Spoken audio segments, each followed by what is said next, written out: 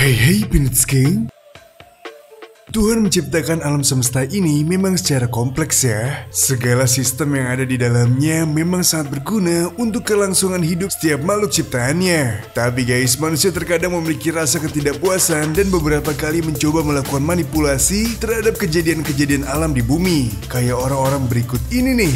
Nah, daripada penasaran, yuk deh langsung aja kita bahas videonya. Inilah rekayasa alam paling ambisius yang pernah dibuat manusia. Eits, buat kamu yang belum subscribe, tekan dulu yuk tombol subscribe yang ada di bawah video ini biar kamu gak ketinggalan video seru lainnya dari TSP.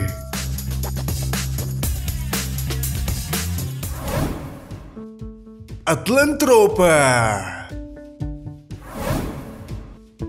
Guys, proyek penyedotan air mungkin sudah biasa ya kita dengar. Tapi apa kalian tahu bahwa pernah ada proyek untuk menyedot air laut? Jadi guys, pada tahun 1928, seorang arsitek asal Jerman bernama Hermann Sorgel memiliki sebuah rencana rekayasa alam yang bisa jadi paling ambisius.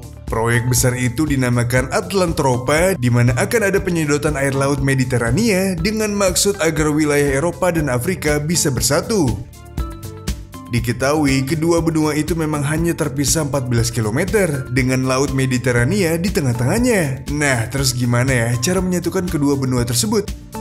Super benua itu akan dibangun dengan mendirikan bendungan di sepanjang Selat Gibraltar dan Dardanelles dan berakhir di antara Sisilia dan Tunisia.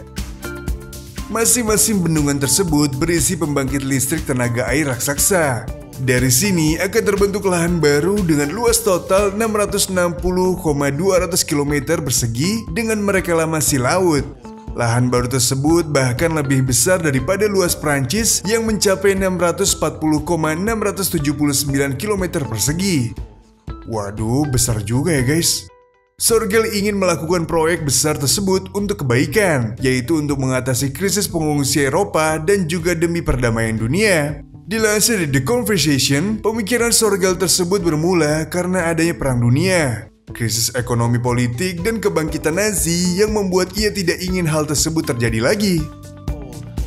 Meski terdengar aneh, rencana tersebut ternyata mendapat perhatian khusus dari beberapa para kepala negara dan juga perserikatan bangsa-bangsa. Namun sayang, hingga akhir hidupnya pada tahun 1952, rencana besar Sorgel belum terlaksana.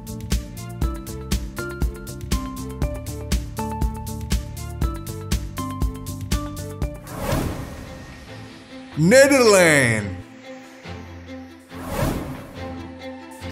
Beberapa tahun ke belakang istilah reklamasi sudah tenar banget ya di sosial media. Proyek transformasi laut menjadi daratan ini sedang marak dipraktekkan untuk kepentingan pembangunan. Tapi apa kalian tahu proyek reklamasi terbesar terletak di mana? Nah, negara Belanda bisa dikatakan sebagai hasil dari proyek reklamasi besar. Jadi, negara ini berbatasan langsung dengan North Sea yang memiliki arus yang cukup deras. Hal ini terlihat pada tahun 1916, di mana perairan Belanda Zuiderzee mengalami banjir besar.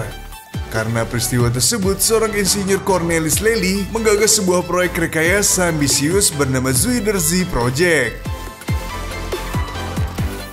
Dilansir dari Tempo, dalam proyek ini ia melakukan reklamasi dengan membangun tanggul raksasa bernama Afsluitdijk untuk memisahkan perairan Zuiderzee dengan North Sea dan menjadikannya danau yang disebut IJsselmeer. Inilah yang menjadi tembok utama Belanda dari gempuran banjir dan badai dari laut.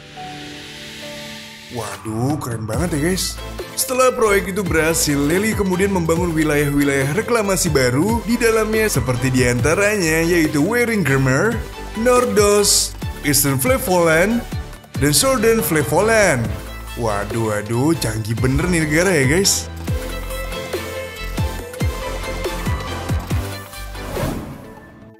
Meledakkan langit.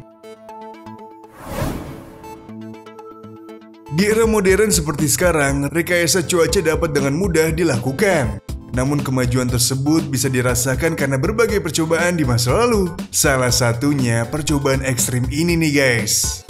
Jadi guys, pada Agustus 1891, seorang bernama Robert Saint George Dyrenforth berhasil mendapatkan dana sebesar $9.000 Amerika atau sekitar 131 juta rupiah dari Kongres Amerika Serikat untuk melakukan sebuah percobaan. Mereka mencoba meledakkan langit dengan tujuan merekayasa cuaca. Hal ini bermula dari teori yang mengatakan bahwa ledakan bubuk misiu dapat merangsang datangnya hujan. Waduh, bisa begitu ya? Percobaan besar ini menggunakan layang-layang besar, balon raksasa, mortir, 6 tong bubuk peledak, serta 230 kg mangan dioksida. Waduh, banyak juga ya guys. Awalnya, percobaan ini diklaim berhasil oleh Darren Ford. Ia juga mengklaim hujan yang terjadi jauh dari lokasi percobaannya merupakan hasil kerjanya. Memang saat itu tidak ada surat kabar besar yang meliput kerja mereka sehingga berita keberhasilan itu menjadi diragukan. Karena klaim ini pada tahun 1892, Kongres Amerika Serikat kembali mengucurkan dana sebesar $10.000 Amerika atau sekitar 145 juta rupiah untuk mengadakan percobaan lagi. Namun sayang, percobaan ini gagal di mana terjadi ledakan saat tengah malam di Washington DC yang meresahkan masyarakat. Maka dari itu, pihak Amerika Serikat menghentikannya dan tidak memberikan pendanaan lagi. Waduh. Menurut kalian gimana nih guys? Adu komentar.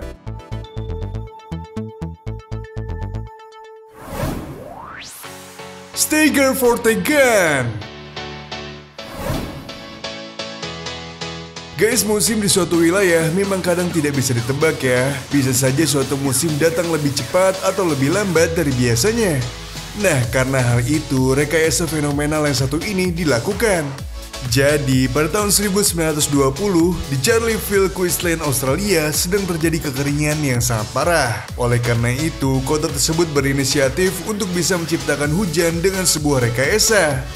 Seorang ilmuwan meteorologi, Clement Wright, kemudian ingin menciptakan senjata raksasa yang ditembakkan kawan petir untuk menciptakan hujan di wilayah tersebut.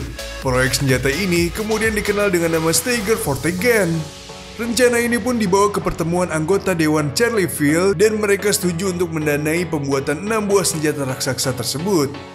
Dilansir dari State Library of Queensland, pada 26 September 1902, uji coba terhadap senjata ini pun dilakukan.